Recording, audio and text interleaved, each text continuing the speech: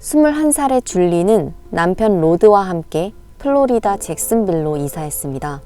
남편 로드는 트럭 운전수였고 줄리는 생활비를 벌기 위해서 편의점에서 일했습니다. 보통 주유소 옆에 있는 이 편의점은 위치가 다소 외진 곳에 있었고 줄리는 밤 11시까지 근무를 했습니다.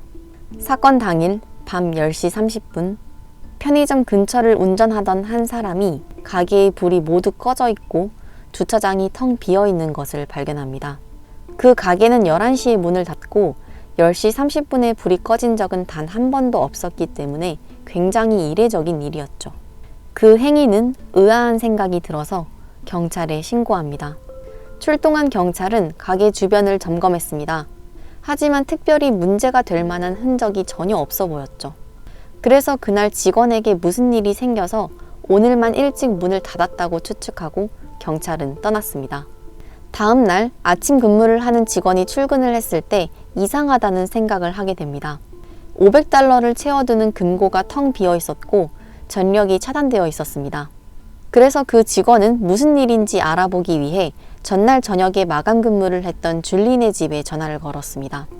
남편 로드가 전화를 받았고 뜻밖에도 줄리가 어제 근무 끝나고 아직도 집에 귀가하지 않았다는 대답을 들었죠. 그 직원은 즉시 신고했고 경찰이 다시 한번 가게로 출동했습니다. 납치 사건이라고 판단한 경찰은 이번에는 헬기를 이용해서 주변을 수색하기 시작했고 가게에서 6km 떨어진 숲이 우거진 곳에서 진흙더미에 갇힌 줄리의 차를 발견합니다. 그리고 그 차 주변에는 무언가를 질질 끌고 간 자국이 있었는데요. 경찰이 그 자국을 따라가서 발견한 것은 줄리의 시신이었습니다. 줄리의 손은 신발끈으로 묶여 있었고 강간당한 흔적이 있었습니다. 머리에 상처가 있었고 사인은 둔기에 의한 외상이었죠. 또한 줄리의 차 트렁크에는 혈흔이 잔뜩 묻어 있었습니다. 경찰은 범행 흔적으로 보아 줄리를 다른 곳에서 살해한 후 시신을 차 트렁크에 넣었다고 판단했습니다. 그리고 숲으로 와서 차는 진흙더미에 버리고 시신은 근처에 유기한 것으로 결론 내렸습니다. 제일 먼저 용의자로 조사받은 사람은 남편 로드였습니다. 아내가 집에 귀가하지 않았는데도 실종 신고를 하지 않았기 때문에 의심받았습니다. 로드는 그날 줄리가 출근하기 전에 말다툼을 했기 때문에 단순 가출로 생각했다고 진술했습니다. 경찰은 거짓말 탐지기 및 알리바이 조사를 통해서 남편을 결국 용의선상에서 제외하게 됩니다. 수사관들이 이 사건을 계속 조사하면서 특이사항 2가지를 발견했는데요. 첫 번째로는 줄리의 차가 발견되었을 때 운전석이 앞쪽으로 많이 당겨져 있었습니다. 이것으로 줄리보다 키가 작은 누군가가 마지막으로 운전했다는 사실을 추측할 수 있었습니다.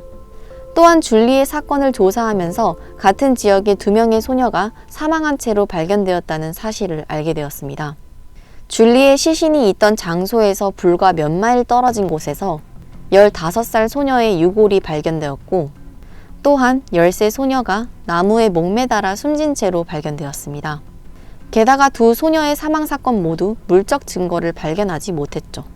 이 2명의 소녀가 사망한 것이 줄리의 사건과 연관되어 있는 것인지 그리고 연쇄살인범의 소행인지 의심했지만 범인을 특정할 수 없었습니다.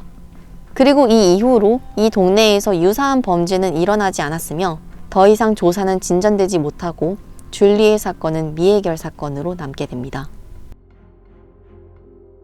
그렇게 줄리의 사건은 잊혀지는 듯 했지만 절대 잊지 않고 있던 한 사람이 있었습니다. 1985년 범죄 현장에 처음으로 출동했던 경찰관인 프랭크 맥케이시였죠. 프랭크는 1996년 승진하면서 수사팀을 꾸릴 수 있는 권한이 생겼고 그때 줄리 사건을 재조사하기 시작합니다. 그리고 이번에는 범위를 넓혀서 사건이 일어난 지역뿐만 아니라 주변에 있는 모든 지역에서 벌어진 성범죄를 면밀히 살펴보라고 지시했죠. 그렇게 주변 지역에서 벌어진 과거의 사건들을 재조사하면서 줄리와 상당히 유사성이 있는 사건을 발견하게 됩니다. 줄리가 살해되고 그 다음 해인 1986년 칼라라는 19살 여성에게 일어난 납치 미수 사건이었는데요. 칼라는 줄리가 일하던 잭슨빌에서 약 50km 떨어진 편의점에서 일하고 있었습니다. 칼라가 밤에 근무를 마치고 주차장에 세워둔 자신의 차로 걸어가고 있는데 한 젊은 남자가 다가와서 우체국까지만 태워달라고 부탁했죠. 칼라는 마지못해 동의했고 그 남자를 태워주었습니다. 그러자 그 남자는 본색을 드러내고 칼을 꺼내서 칼라를 위협하며 강제로 외딴 장소로 운전하게 시켰죠. 그곳에서 칼라는 성폭행을 당했습니다. 그리고 그 남자가 다시 운전하라고 명령했는데요.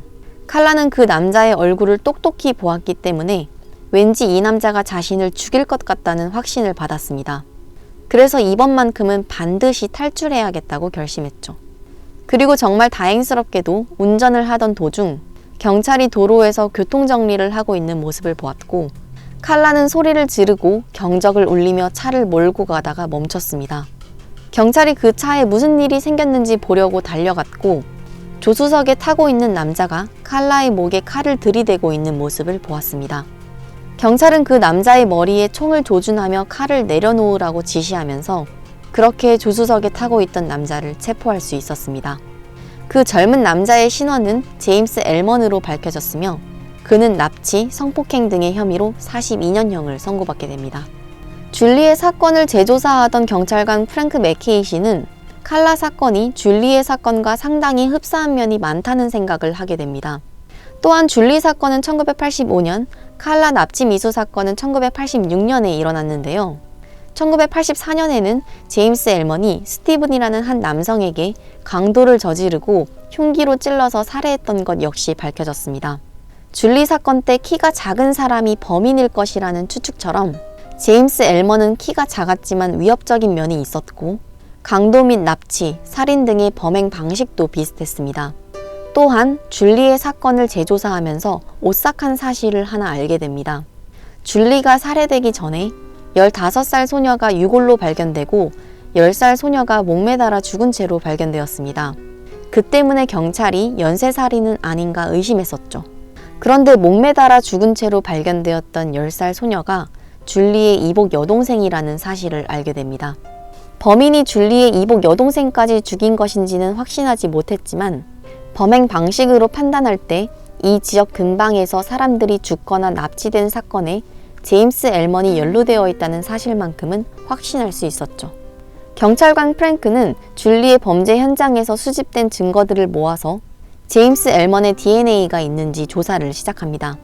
하지만 96년도 당시의 과학기술로는 DNA를 발견할 수 없었습니다. 경찰관 프랭크는 줄리 사건의 범인이 제임스 엘먼이라고 확신했기 때문에 결과에 충격을 받았지만 포기하지 않고 다른 단서를 찾기 위해 때를 기다리기로 결심합니다. 그리고 5년여가 지난 2001년 조금 더 기술이 발전했을 때 경찰관 프랭크는 줄리의 옷을 포함한 남은 증거를 모두 담아서 다시 한번 DNA 검사를 제출했습니다. 그리고 마침내 2003년 줄리의 양말에서 아주 작은 정액 자국을 발견했습니다. 그 얼룩은 제임스 엘먼의 혈액에서 채취한 DNA 샘플과 일치한다는 보고를 받게 되었고 마침내 엘먼은 줄리를 살해한 혐의로 기소되었습니다. 그리고 그는 결국 자백을 합니다. 제임스 엘먼은 그날 밤 줄리가 일하던 편의점 안에 손님이 아무도 없고 주차장도 텅 비어 있다는 사실을 알게 됩니다. 그래서 전기를 차단하고 줄리를 협박하여 금고를 비우도록 지시했죠.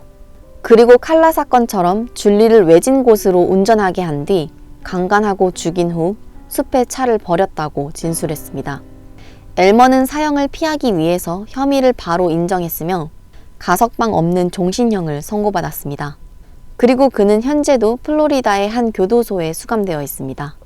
또한 수사관들은 10살의 줄리 이복 여동생이 죽은 채로 발견된 사건과 15살 소녀의 유골이 발견된 사건 역시 추가 조사했지만 두 사건은 제임스 엘먼과 관련된 증거를 전혀 찾을 수 없었고 여전히 미해결 사건으로 남아 있습니다.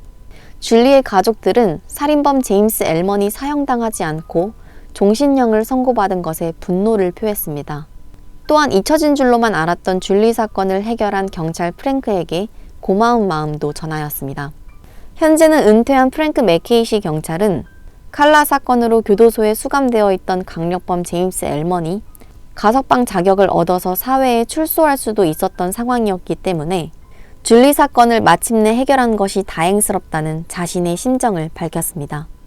이 사건은 한 경찰관의 끈질긴 수사 덕분에 20여 년 만에 해결될 수 있었으며 정의를 실현할 수 있었습니다.